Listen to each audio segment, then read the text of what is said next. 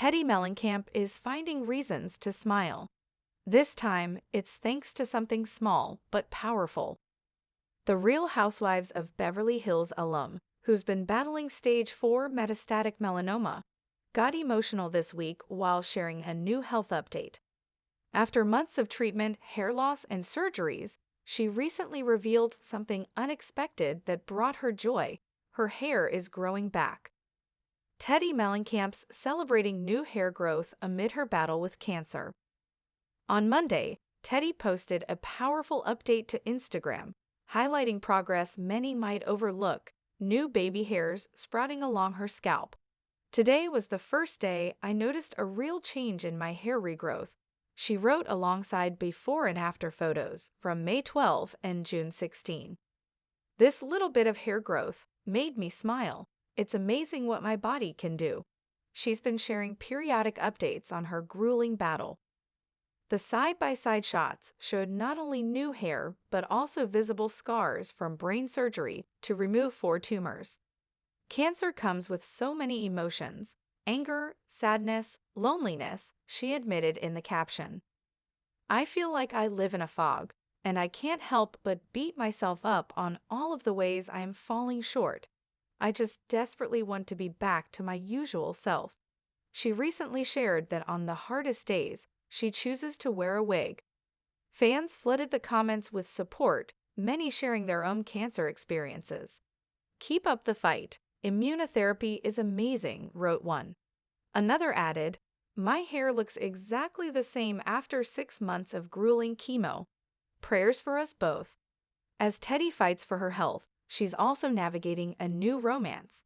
She recently confirmed she's dating someone new after being seen in a cozy moment with a mystery man. On her 2 Ts in a Pod podcast, she clapped back at those criticizing her for dating or even fostering a dog. "People have been coming for me," she said. "If you want to date, life doesn't stop because you have cancer." She and her estranged husband, Edwin Arroyev, are in the process of divorcing. Whether it's hair growth, healing, or haters, it seems Teddi's managing it all in her own way. Dawn of the storm. Sunlight filtered through the linen curtains as Teddi Mellencamp blinked awake. The clock read 6:17 a.m., a time she once greeted with a leisurely stretch and a cup of coffee before launching into a busy day. Now it ushered in something far heavier, another chapter of her stage 4 metastatic melanoma journey. Her breath caught as memories of the past 6 months weighed on her. MRI scans, stitches from brain surgery, chemo infusions that left her nauseated, and nights lying awake wondering if she'd ever feel like herself again. And yet, today the air felt different. Hope peeped through, small but sincere, in a way she hadn't felt in months. Before the turning point, Teddi's diagnosis had felt like a lightning bolt. One moment, she was finishing a workout. The next, her doctor's words hung in the air: "This is stage 4. It has spread." The realization that cancer had invaded her brain shook her to the core. Plastered across her social feeds, the news unleashed a flood of support and fear. Cameras and mics caught her tears. Fans prayed. She chose to share glimpses of her journey publicly, hoping honesty would be both shield and balm for her and for countless others in the fight. Surgery came first, the extraction of 4 tumors.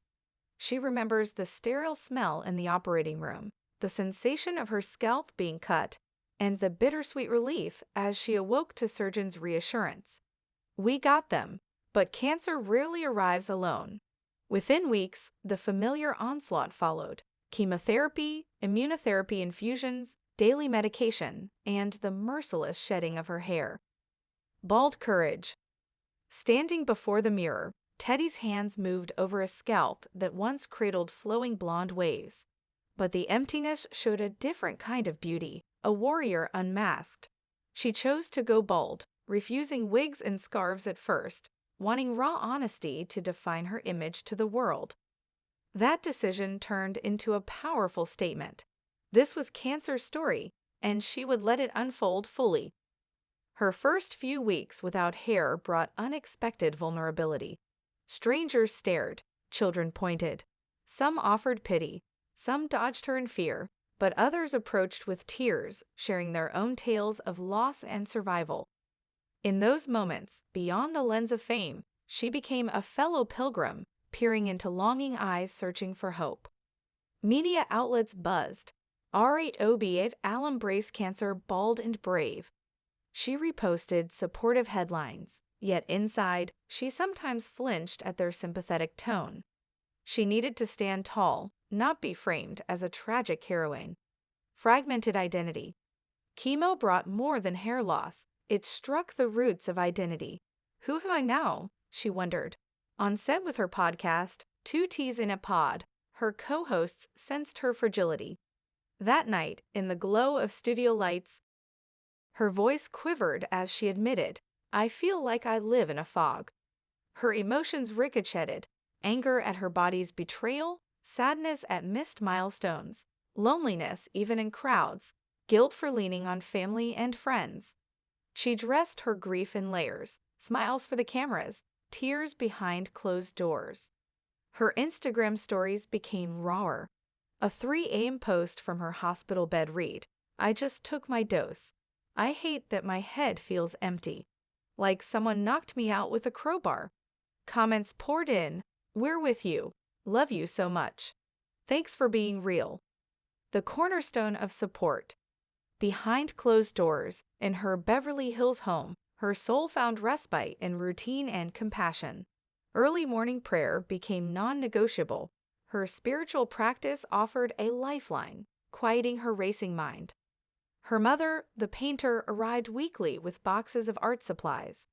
Together, they painted abstract canvases, cats under swirling moons, galaxies exploding with color. The act wasn't about art, it was about connection. They spoke of childhood memories, of Teddy's first puppy, of graduation day, and in each stroke, a sense of normalcy settled between mother and daughter. Her children, 16-year-old Slate and 12-year-old Cruz, oscillated between being her caretaker and her anchor.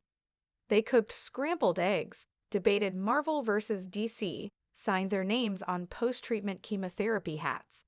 On days she didn't want to eat, they forced berries and oatmeal down her throat. On days she lay still, they lay next to her and read Chris Angel children's books or Harry Potter spells to ward off negativity. Her fitness coach, long-standing even before the diagnosis, modified her workouts. Instead of high intensity, they did gentle Pilates, core strengthening that felt like breathing. Each small movement, lifting a leg, drawing in a core, was reclaiming territory her illness had threatened to steal. Together, they wove a tapestry of support, friction, laughter, tears, and love, an ecosystem where her body was fighting but her spirit was unbroken. New shoes for a new chapter. April ushered in fresh air. Treatment protocols shifted. She began immunotherapy, drugs that taught her immune system to fight. Unlike chemo's chemical scourge, immunotherapy brought dizzying optimism. A few days after the first dose, she felt lighter. Not physically, her energy was still fleeting, but spiritually, it marked a shift from destruction to empowerment. Her hair, she hadn't thought about it much. It felt distant.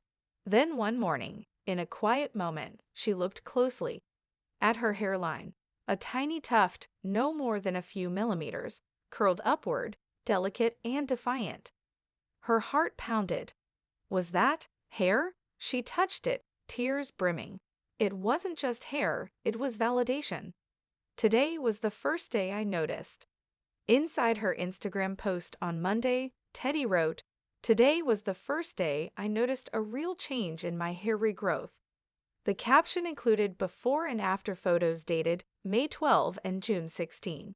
The first showed a clean, smooth scalp. The second revealed soft, light down at the hairline, baby hairs marching back. Emotion caught her voice as she recorded a video to accompany it. She whispered, "It's amazing what my body can do." Even with visible scars from brain surgery, her head felt like a map of survival, a testament to her bravery. She posted her message at 8:03 p.m. She thought, "Some will scroll past as fluff." Some will see the emotional journey, but she hoped everyone would feel that spark, no matter how small, of something wonderful amid the wreckage. The world responds. As the post landed, responses cascaded in. Kind words, emojis, solidarity. She recited a few in her follow-up stories. Keep up the fight. Immunotherapy is amazing. My hair looks exactly the same after 6 months of grueling chemo. Prayers for us both. Her heart clenched. She wasn't alone. For every person who saw new hair, another saw hope for themselves. That united them. Some notes struck deeper. Women who had chemotherapy but no immunotherapy, who never saw regrowth. Men who'd lost more than hair, testicular or prostate cancer. She wrote back to them, I see you. Simple, but real. They saw her too. Scars and survival. In her therapy session that week, she and her counselor sat across from each other. On one side, a blanket of shame had draped itself over her, the shame of needing help, of being human. She lifted tentatively. My head is scared, she said. It's like people look at the scars and think I'm broken. Her therapist leaned in. Scars aren't flaws. They're medals of survival. Teddi paused, looking down at her hands. She thought of the scar pattern. 2 on the right, 1 on the left, 1 near the crown. 4, matching the 4 tumors, medals indeed. They spent the next hour unpacking how to reclaim her image. How to let others see beyond the scalp and scars. How to show that the woman beneath the sickness was simply still her.